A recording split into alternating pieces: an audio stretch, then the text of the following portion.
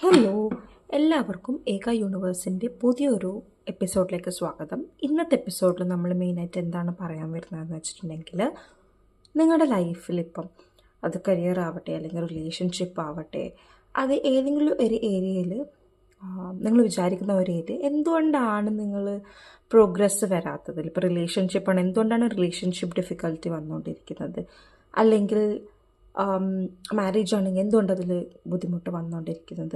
നിങ്ങളത് പ്രാക്ടിക്കലായിട്ട് എന്തായാലും ചിന്തിക്കണം. എന്തുകൊണ്ടാണ് പ്രാക്ടിക്കലി അങ്ങനെ സംഭവിക്കുന്നത്? കമ്മ്യൂണിക്കേഷൻ്റെ ഇഷ്യൂസ് ആണോ, അല്ലെങ്കിൽ അണ്ടർസ്റ്റാൻഡിങ്ങിൻ്റെ ഇഷ്യൂസ് ആണോ, അല്ലെങ്കിൽ കരിയറിനാണെങ്കിൽ നിങ്ങൾ ആക്ഷൻസ് എടുക്കാത്തത് കൊണ്ടാണ്. അപ്പോൾ ആ പ്രാക്ടിക്കൽ ഏരിയ നിങ്ങൾ എന്തായാലും ചിന്തിക്കേണ്ടതായ നിർബന്ധമാണ്. അതിൻ്റെ കൂടെ ഇത്തിരി സ്പിരിച്വലായിട്ടും കൂടെ നമുക്ക് നോക്കാം എന്ന് വെച്ചിട്ടാണ് 3 കാഴ്ച ഞാനിന്ന് എടുക്കും. അതായത് 3 റീസൺസ് നിങ്ങളുടെ ഒരു കറൻറ്റ് സിറ്റുവേഷൻ, അതിപ്പം ഏത് ഏരിയയിലാവട്ടെ, ആ ഒരു ഏരിയയിൽ നിങ്ങളുടെ കറൻറ്റ് സിറ്റുവേഷൻ ഇങ്ങനെ ആവാൻ കാരണം എന്തൊക്കെ 3 റീസൺസ് ആണ് സ്പിരിച്വൽ വഴി നമുക്ക് നോക്കാം. അതായത് യൂണിവേഴ്സിൻ്റെ മെസ്സേജസ് എന്തൊക്കെയാണെന്ന് നമുക്ക് നോക്കാം. ഞാൻ പറഞ്ഞ പോലെ ഇതൊരു ജനറൽ റീഡിംഗ് ആണ്. പ്രാക്ടിക്കലായിട്ടുള്ള കാര്യങ്ങളൊക്കെ നിങ്ങൾ ചിന്തിച്ച് തീരുമാനിക്കണം. ഇത് ജസ്റ്റ് ഒരു മെസ്സേജ്, ഹോപ്പ് നമുക്ക് വേണമെങ്കിൽ പറയാം. ഓക്കെ, ഇപ്പോൾ നമുക്ക് കാർഡുകൾ ഷഫിൾ ചെയ്തിട്ട് നമുക്ക് 3 കാർഡുകൾ എടുത്തിട്ട് എന്താണ് ആ 3 റീസൺസ് നമുക്ക് നോക്കാം. ഓക്കെ, ഒരു കാർഡ് ഓക്കെ 3 കാർഡുകളിൽ നിന്ന് നമ്മൾ പറഞ്ഞു, പക്ഷേ 4 കാർഡുകൾ വന്നിട്ടുണ്ട്. അപ്പം നമുക്ക് 4 കാർഡുകൾ നോക്കാം എന്താണെന്ന്. I think the last one നമുക്കൊരു ഗൈഡൻസ് ആയിട്ട് എടുക്കാം യൂണിവേഴ്സിൻ്റെ. ഓക്കെ, 4 ഓഫ് പെൻഡക്കിൾസ് റിവേഴ്സ്ഡ് ആയിട്ടാണ് വന്നിട്ടുള്ളത്. Queen of cups. Okay, the sun കാർഡും റിവേഴ്സ്ഡ് ആയിട്ടാണ് വന്നിട്ടുള്ളത്. നിങ്ങൾക്കത് കാണാൻ പറ്റുന്നു വിചാരിക്കുന്നു. ഓക്കെ, നിങ്ങൾക്ക് കാണാൻ പറ്റുന്ന പോലെ ഈ ഒരു കാർഡ് ക്വീൻ ഓഫ് സോർട്സ്, അതും റിവേഴ്സ്ഡ് ആയിട്ടാണ് വന്നിട്ടുള്ളത്. Okay, exactly. ഇപ്പം നിങ്ങൾക്ക് കാണാൻ പറ്റുന്ന പോലെ ഈ 4 കാർഡും ഫീമെയിൽസ് ആണ് വന്നിട്ടുള്ളത്. പക്ഷെ ഇതൊരു ജെൻഡർ സ്പെസിഫിക് അല്ല, ഏത് ജെൻഡറിലെ ആൾക്കാർക്കും ഈ ഒരു റീഡിംഗ് അപ്ലിക്കബിൾ ആണ്. അപ്പം നമുക്ക് നോക്കാം എന്തൊക്കെയാണ് യൂണിവേഴ്സ് ഇവിടെ പറയുന്നത് എന്ന്. ഓക്കെ, അപ്പോൾ ഫസ്റ്റ് നമുക്കുള്ളത് ഞാൻ പറഞ്ഞ പോലെ 4 of pentacle reversed. 4 of pentacle reverse എന്ന് പറഞ്ഞാൽ നിങ്ങളുടെ കയ്യിൽ കാര്യങ്ങളുണ്ട്, അല്ലെങ്കിൽ നിങ്ങളുടെ കയ്യിൽ പറഞ്ഞ പോലെ റിസോഴ്സസ് അവൈലബിൾ ആണ്. നിങ്ങൾക്ക് ഇവിടെ കാണാൻ പറ്റുന്ന പോലെ, ഇവിടെ കാണാൻ പറ്റുന്ന പോലെ റിസോഴ്സസ് അവൈലബിൾ ആണ് നിങ്ങളുടെ കയ്യിൽ. പക്ഷേ നിങ്ങളിവിടെ കണ്ണും മൂട്ടിയാൽ ഇത് തല തിരിഞ്ഞിട്ടാണ് നമുക്ക് കിട്ടിയിട്ടുള്ളത്. വിച്ച് മീൻസ് നിങ്ങളെ തന്നെ തിരിച്ചറിയുന്നില്ല.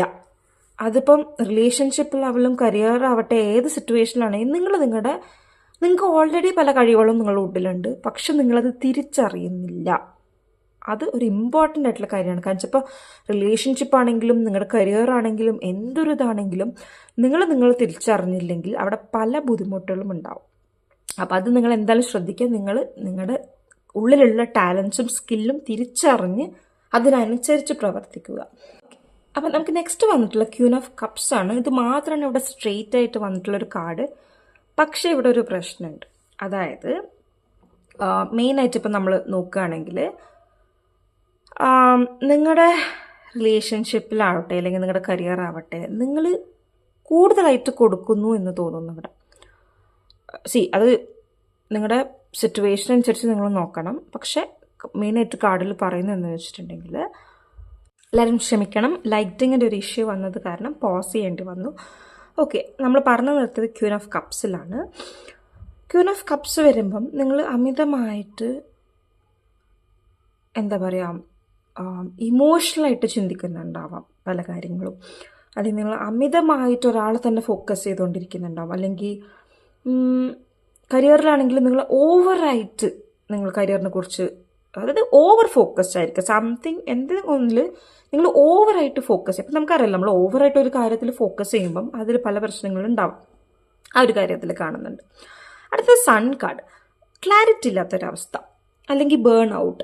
നിങ്ങളത് എന്താ പറയുക, പിന്നെ ചെയ്ത് അല്ലെങ്കിൽ പിന്നെ നിങ്ങളത് ട്രൈ ചെയ്ത്, അല്ലെങ്കിൽ ഒരു മടുപ്പ് എന്നുള്ളൊരു അവസ്ഥ ഇവിടെ കാണാനുണ്ട്. അപ്പം നിങ്ങളത് മടുത്തിട്ടും അല്ലെങ്കിൽ ക്ലാരിറ്റി ഇല്ലായിട്ട് നിങ്ങളത് പിന്നെ അങ്ങനെ തന്നെ കൊണ്ടുപോകുമ്പോൾ അതിലൊരു വേറൊരു പ്രവൃത്തിയും ചെയ്യാണ്ട് അതേപോലെ തന്നെ കൊണ്ടുപോകുമ്പോൾ, നമ്മൾ മനുഷ്യന്മാരാണ്, നമുക്ക് അതിനുള്ള ബുദ്ധിമുട്ടുകൾ ഉണ്ടാവും, അല്ലെങ്കിൽ അപ്പുറത്ത് നിൽക്കുന്ന ആൾക്ക് ബുദ്ധിമുട്ടുണ്ടാവാം. അപ്പോൾ ക്ലാരിറ്റി, ലാക്ക് ഓഫ് ക്ലാരിറ്റി എന്നാണ് പറയുന്നത്. അപ്പോൾ നിങ്ങൾ ക്ലാരിറ്റി കൊണ്ടുവരാൻ ശ്രമിക്കുക. അത് എങ്ങനെയാണെന്നുള്ളത് നിങ്ങൾ പ്രാക്ടിക്കലായിട്ട് നിങ്ങളുടെ സിറ്റുവേഷൻ അനുസരിച്ചിട്ട് നിങ്ങൾ തീരുമാനിക്കാം എങ്ങനെയാണ് ഈ ഒരു സിറ്റുവേഷനിൽ എന്ത് ചെയ്താലാണ് ക്ലാരിറ്റി നിങ്ങൾക്ക് കിട്ടുക എന്നുള്ളത്. അപ്പോൾ ആ കാര്യങ്ങൾ ചെയ്യാൻ ശ്രമിക്കുക. ഇനി ക്യൂൻ ഓഫ് സോട്ട്സ്. അപ്പം നമ്മൾ പറഞ്ഞു ആദ്യത്തെ 3 കാർഡ് മെയിനായിട്ട് എന്തുകൊണ്ടാണ് ഈ സിറ്റുവേഷൻ ഇങ്ങനെ വരാവുന്നതും, ലാസ്റ്റ് കാർഡ് ഗൈഡൻസ് ആയിട്ട് റിലേറ്റഡ് ആയിട്ടാണ് നമുക്ക് നോക്കുന്നത്. അപ്പോൾ ക്യൂൻ ഓഫ് സോട്ട്സ് നിങ്ങൾക്ക് കാണാൻ പറ്റും. ക്യൂൻ ഓഫ് സോട്ട്സ് റിവേഴ്സ്ഡ് ആണ്. ക്യൂൻ ഓഫ് സോട്ട്സ് റിവേഴ്സ്ഡ് ആയിട്ട് വന്നിട്ടുണ്ടെങ്കിൽ അതിനർത്ഥം നിങ്ങൾ നിങ്ങളുടെ വാക്കുകളും നിങ്ങളുടെ ആക്ഷൻസും ശ്രദ്ധിക്കണം എന്നുള്ളതാണ്. നിങ്ങളുടെ വാക്കുകൾ അല്ലെങ്കിൽ നിങ്ങളുടെ മുൻവിധികൾ, നിങ്ങളുടെ ജഡ്ജ്മെൻറ്റ്സ്, നിങ്ങളുടെ അസംഷൻസ്, നിങ്ങൾ